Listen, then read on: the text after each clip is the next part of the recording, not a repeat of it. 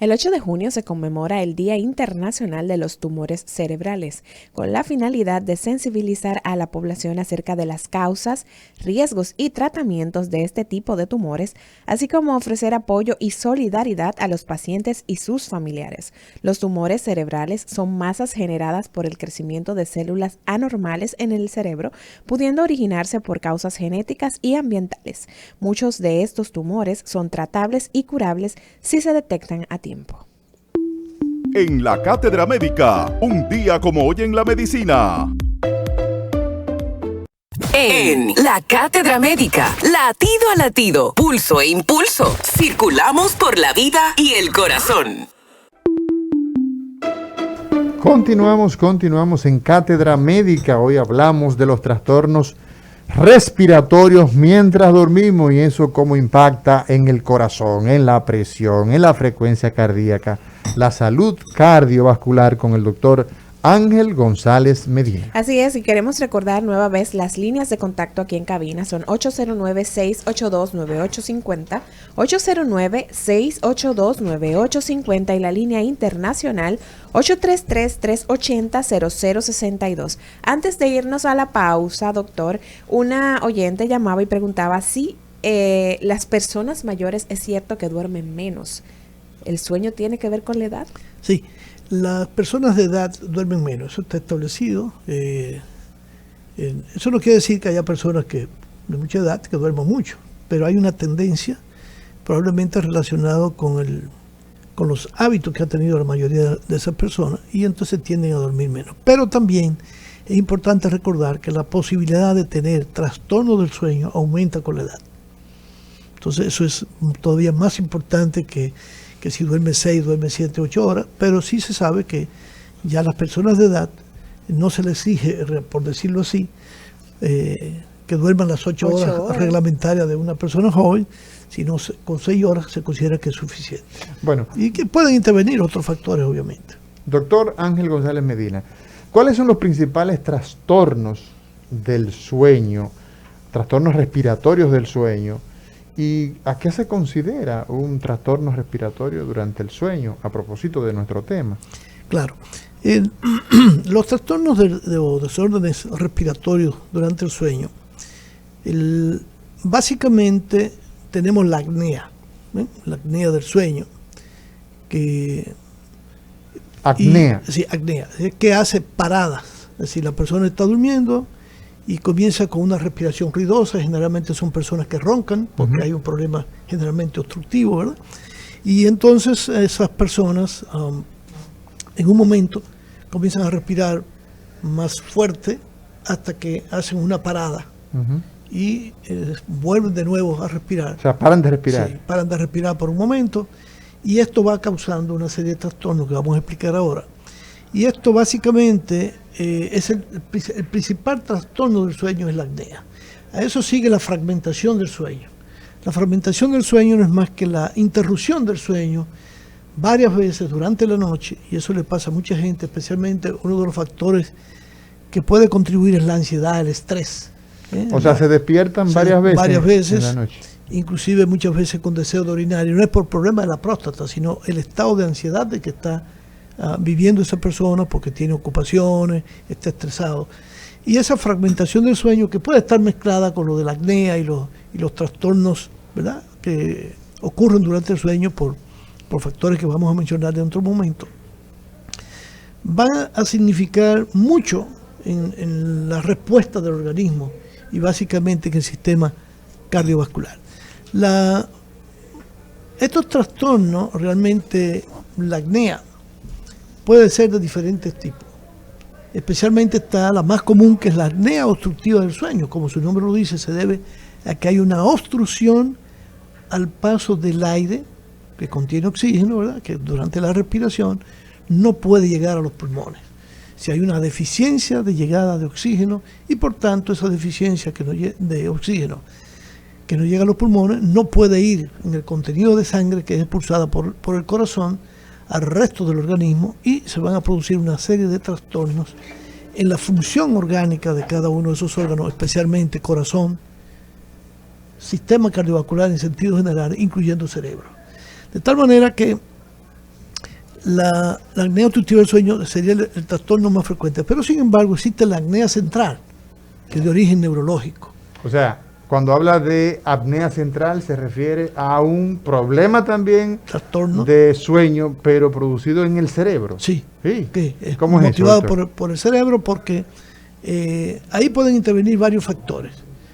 Puede ser por alguna enfermedad que haya a nivel cerebral, o puede ser que el individuo esté usando algún tipo de droga que produzca cierto grado de alteración en el centro respiratorio y que está a nivel cerebral, que regula también la respiración. De tal manera que está también la apnea compleja, o sea, o mixta, en la que puede tener uno de esos dos trastornos asociados al mismo tiempo o agravado por otras condiciones, como ya dije, el uso de determinados medicamentos que pueden comprometer la función respiratoria. De tal manera que, inclusive, es muy importante, como dije en un momento, cuando una persona es obesa o se va a operar,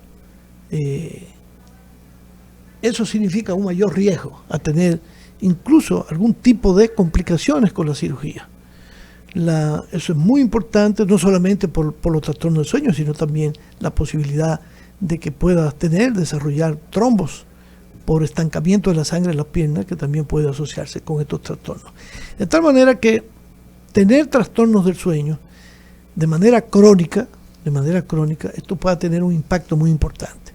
Una de las cosas que se produce cuando hay esta fragmentación del sueño o la apnea, en cualquiera de sus características, se va a producir una disminución, como dije, del aporte de oxígeno al resto del organismo, en razón de que va a llegar la cantidad de oxígeno que llega al miocardio, va a haber una mayor demanda que éste necesita para hacer su trabajo. Además, en respuesta, se van a producir estímulos neurohormonales, especialmente el sistema nervioso simpático. El sistema nervioso hace que aumente la liberación de aquellas sustancias que conocemos como catecolamina, la adrenalina, la que nos pone chispa, y eso hace que los vasos se contraen. Por tanto, hay un estado de vasoconstricción. Se comienzan a liberar también algunas hormonas que se activan, hormonas corticosteroides o esteroides o mineralocorticoides que están en el organismo, y todo esto lleva a una serie de alteraciones que incluso termina desarrollando un estado de inflamación sistémica, porque al alterar la capa vascular, la que conocemos como endotelio, por la vasoconstricción se va a injuriar, va a disfuncionar, y esto va a condicionar que se liberen una serie de sustancias que son nocivas para el organismo, de tal manera que se puede alterar la concentración de grasas en sangre, de los lípidos, del colesterol, incluso resistencia a la insulina, porque entonces comienza a haber trastorno a nivel muscular también. Todo esto, junto con otros factores que pueden asociarse a la apnea y que son factores de riesgo, como la obesidad, la diabetes, la misma hipertensión, la edad, la menopausia. Se ha observado que la menopausia también es una condición de riesgo. ¿Por qué? Porque las mujeres comienzan a aumentar de peso. Y a veces hay que aconsejarle también a las personas que no ingerir alimentos de manera exagerada durante la noche, porque un retraso en la digestión de estos alimentos, sobre todo de carnes, puede contribuir a que el problema empeore. Y entonces las personas se despiertan con la boca seca, es un signo, ¿no? Y muchas veces se despiertan, cuando la respiración se detiene, se despiertan con pánico porque no pueden respirar, como si tuvieran una especie de sueños, de esos sueños vividos, espantados. Entonces tienen ese trastorno porque si lo tuvieran estrangulado. Asustados se levantan. Hoy conversamos con el doctor Ángel González Medina, trastornos respiratorios durante el sueño y su efecto malo sobre la salud cardiovascular. Hay un factor de riesgo no mencionado. El trastorno, lo voy a decir así, el trastorno disciplinario del sueño, producto de la dinámica económico-social que uno lleva. cuando uno tiene que romper el ciclo natural del sueño, ¿no? ¿Eso pudiera desencadenar ese mecanismo también? Sí, porque eso produce fragmentación del sueño y eso no es bueno, eso es negativo. Fue lo que yo dije, los estados de estrés empeoran la situación. Y obviamente cuando usted tiene compromiso y usted es una persona muy responsable y si ya tiene trastornos obstructivos, el problema se va a agravar. Por eso dije, hay varios factores de riesgo que incluyen desde los trastornos obstructivos que tú tienes de la vía respiratoria, los estados de congestión nasal, la obesidad, la misma hipertensión, el estrés, el alcohol.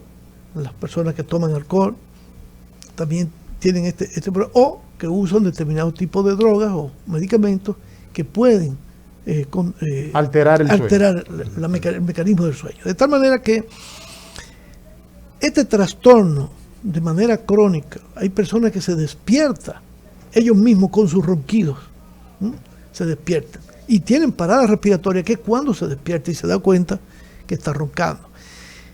¿Qué problema tiene esto? Que ya la apnea obstructiva del sueño o la apnea del sueño, la fragmentación del sueño, se considera un factor de riesgo cardiovascular para el desarrollo de hipertensión arterial, de insuficiencia cardíaca, enfermedad coronaria, eventos vasculares cerebrales, accidentes vasculares cerebrales, arritmias cardíacas, incluyendo la arritmia más frecuente, el trastorno del ritmo más frecuente que produce más mortalidad, que es la fibrilación auricular.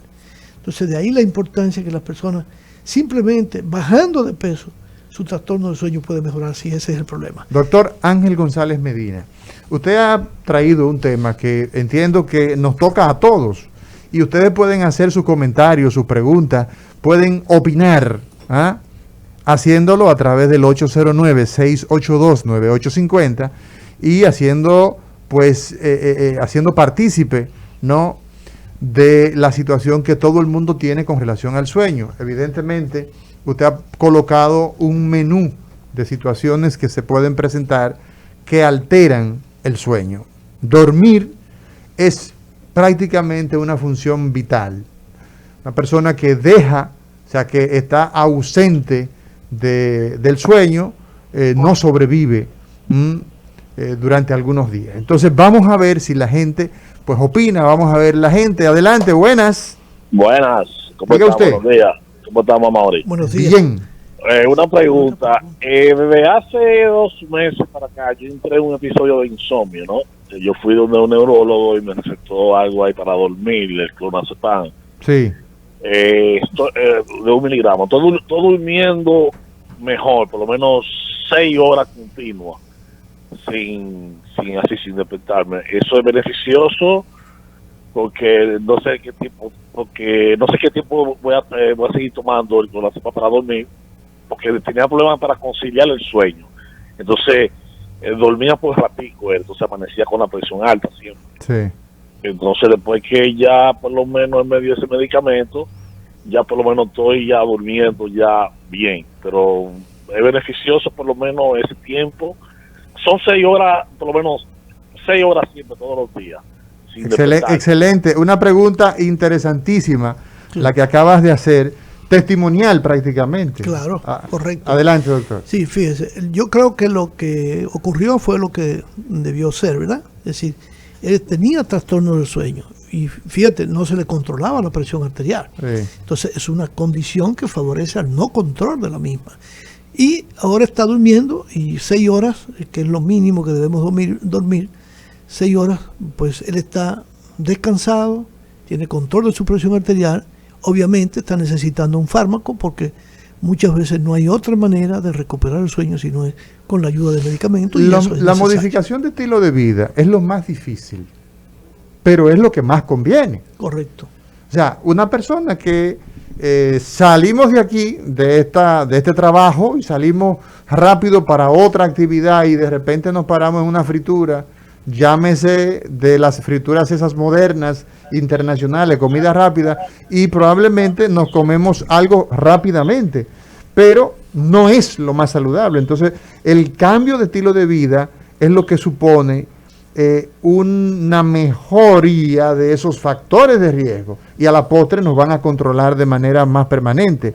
pero evidentemente que hay un axioma en neurología, en neurociencia, que es que aún si necesitamos colocar fármaco, vamos a poner fármaco para que la gente logre dormir. Lo ideal es que a través de otras prácticas de higiene de sueño logre eso. Adelante, buenas.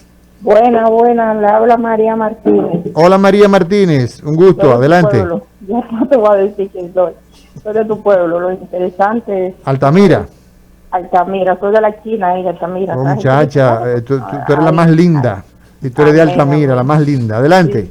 Mira, a mí me hicieron un cateterismo hace 4 meses. Entonces, me estaba dando mucha arritmia cardíaca. Me pusieron el tratamiento y todo. Pero a mí me duele mucho el cuerpo. Mucho, todo el cuerpo. Ella me puso al desatar de 8 para la presión y con X terminal. Y me dijo que tengo que tomar eso de por vida. Me han dado seguimiento, ahora la presión no me sube, pero el otro día me subía mucho la presión, me daba mucha arritmia cardíaca, me pusieron el aparato que te lo ponen de un día para otro para El Holter.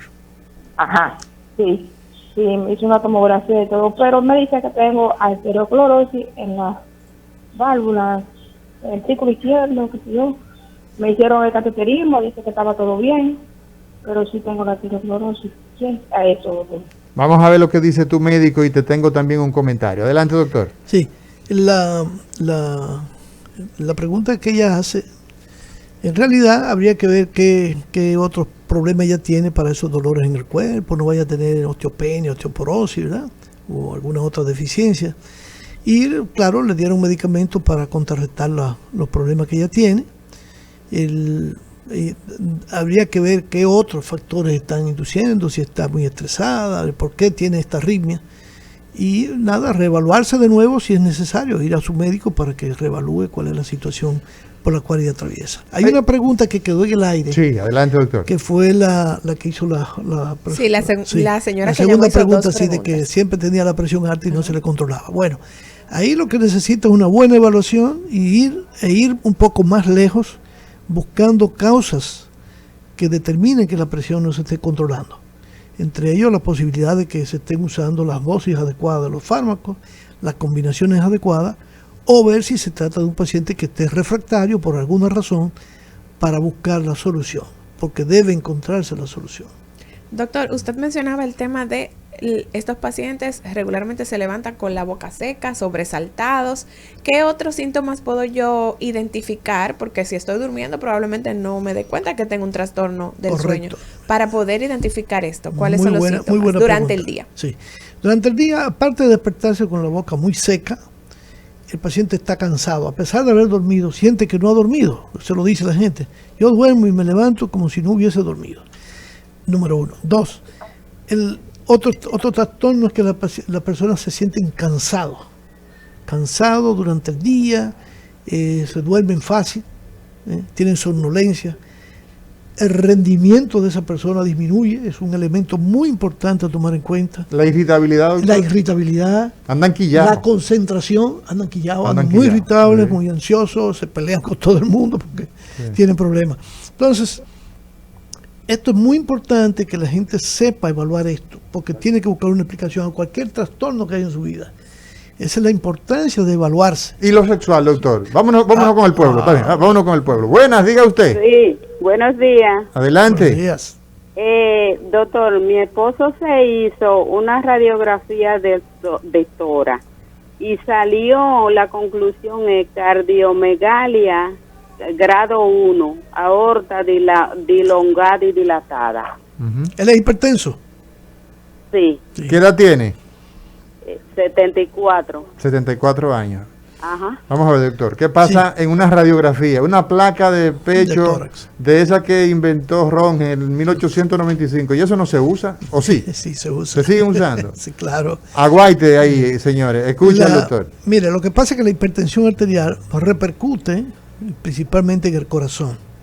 El corazón va trabajando más intensamente y pasaría como una persona que está levantando peso, que los músculos se ponen más gruesos. Entonces las paredes del corazón se ponen más gruesas e inclusive se pueden dilatar. La cavidad se dilata porque las paredes, las fibras del músculo cardíaco van perdiendo fuerza, como el elástico de un pantaloncillo, que se va ya perdiendo fuerza y usted ve que se dilata, se detelenga.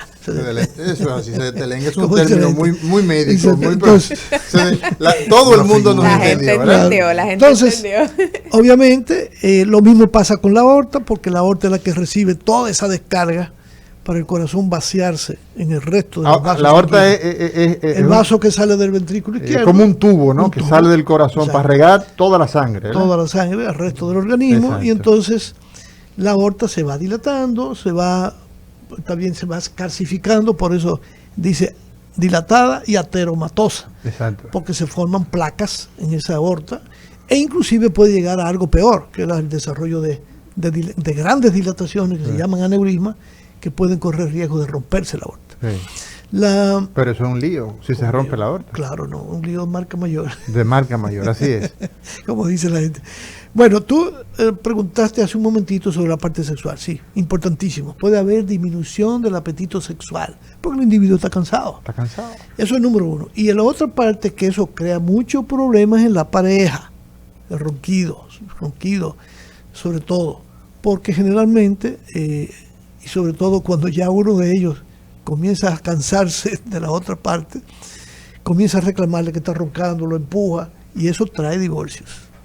Entonces se necesita de un conocimiento de por qué se ocurre esto y asistir al médico para que esa situación mejore, porque mucha gente que se hace loco o nadie le explica, y se puede mejorar, inclusive usted puede dormir de lado, es mejor que dormir en boca arriba. Sí. La mejor posición es de lado. Sí, mejor. ¿Se prefiere la parte del lado donde está el corazón o no hay ninguna? No, puede ser cualquier parte del corazón, donde se sienta cómodo. Del lado derecho o del lado izquierdo. Donde se sienta cómodo. Porque normalmente en la apnea obstructiva, una de las condiciones más frecuentes es que los músculos que están en la garganta se relajan, la lengua se va hacia atrás y entonces disminuye el espacio por donde pasa el aire. Entonces el que se acuesta boca arriba tiene problemas. Vamos a ver qué dice la gente. Diga usted, Cátedra Médica. Buenos días, distinguidos galenos de Santiago, Ángel Cabrera. Muchas gracias, Ángel. Doctor, yo tengo un sueño de calidad que quisiera compartirlo con todos. Qué bueno. Para eso, lo más importante es tener una paz espiritual dentro de nosotros mismos. Y muchas veces, como yo tengo esta paz y soy tan tranquilo, de verdad que logro un sueño de calidad y requiero menos horas de sueño. ¿Usted cree que eso es correcto, doctor? La tranquilidad espiritual que uno sienta dentro de sí. Fundamental. ¿Qué le parece, eso es fundamental, no solamente la tranquilidad espiritual, sino condicionar su día. No se acueste con cosas pendientes, siempre que se pueda, ¿verdad? Sí. Con cosas pendientes, nosotros los médicos tenemos ese problema, que no podemos manejar mucho eso, porque día a día tenemos conflictos con el tiempo. Pero tratar de acostarse más temprano, realizar actividades que no dejarla pendiente si la puedes realizar antes de acostarse, para dormir el suficiente tiempo que le permita estar en las mejores condiciones el día siguiente. Doctor Ángel González Medina, nosotros tenemos como un punto pivote el tema de la atención primaria. ¿Qué beneficio tiene usted como un especialista de talla el hecho de que una persona disponga de un profesional, no solamente el médico, sino también las enfermeras, sino también el personal que apoya todo esto, que es el promotor de salud en la comunidad? Esas personas que se identifican que tienen esos trastornos del sueño, ¿qué importancia tiene la figura de la atención primaria? Mira, muy, muy importante, porque acuérdate que es el primer eslabón de la atención médica, del cuidado médico de la gente, de la población. Entonces, es muy importante que toda esta información relacionada con todos estos trastornos o con todas las enfermedades llegue a la población. La educación siempre tenemos que aterrizar en ese aspecto de que es clave. Y entonces, cuando tú tienes personal de enfermería, tú tienes personal voluntario, que yo creo que debe rescatarse, que eso se hizo durante un tiempo. Profesionales, y pagarle a la gente para que ejerza ese trabajo. Para que haga eso, obviamente, claro, porque eso es preparar a la gente. para su trabajo y para ayudar a la población, porque cuando la familia está consciente de cuál es el problema, es mucho más fácil para el médico no solamente manejar el problema, sino que el mismo paciente va a colaborar con esto. En días pasados estaba haciendo un entrenamiento a enfermeras para un proyecto de investigación que tenemos de un nuevo modelo de atención de manejo de la hipertensión arterial. Y yo les señalaba eso, que para ellas, independientemente de cualquier beneficio económico, una de las cosas más importantes era el valor agregado que ya iban a adquirir, porque después yo les puedo mostrar a ustedes qué es lo que se va a hacer. Porque hay cartillas. Usted está obligado a decirlo por Sí, aquí, desde que usted pueda. Hay cartillas médicas Sí. que los pacientes van a llenar, cómo se alimentan, cuál ha sido su día a día. Y estas personas, estas enfermeras, van a ir a su casa a tomarle la presión, contar los medicamentos, educarlos sobre esto. Es decir, va a haber un trabajo de educación enorme. Vamos a tomar un día para que ya estamos casi a punto de empezar, Sí. para que la gente sepa por qué nos estamos interesados en esto, porque eso va a contribuir grandemente a que esas personas no solamente adquieran conciencia de su enfermedad, sino adherirse adecuadamente al tratamiento, asistir cuando en vez de decir yo voy a dejar esta pastilla porque no me cae bien, ir al médico, mire doctor, yo pienso que es el medicamento. Y nosotros ser receptivos en que muchas veces le decimos, no, eso no lo produce el medicamento, porque cada paciente tiene una respuesta individual. Y además los médicos tenemos que aprender. Hay médicos que nos graduamos, salimos de la escuela de medicina y jamás en la vida agarramos un libro ni por curiosidad. Así Eso es. se oye difícil, se oye fuerte, pero eso se da. Pero eso es cierto. Eso se da, y entonces la actualización continua es una responsabilidad de los estados. Los estados tienen que certificar a la gente, pero tienen que recertificarlo. ¿Qué significa eso? Que no solamente darle a la gente la universidad un título. El estado tiene, a través de los mecanismos, la manera de decir, sí, mire, usted está en condición de ejercer la cardiología, la neurocirugía, la ortopedia, y a cierto tiempo de volver y decirle, sí, mire, usted puede seguir. Entonces, esa certificación y esa recertificación son condiciones para las buenas prácticas de salud profesionalmente hablando. Cátedra Médica, porque la salud merece respeto.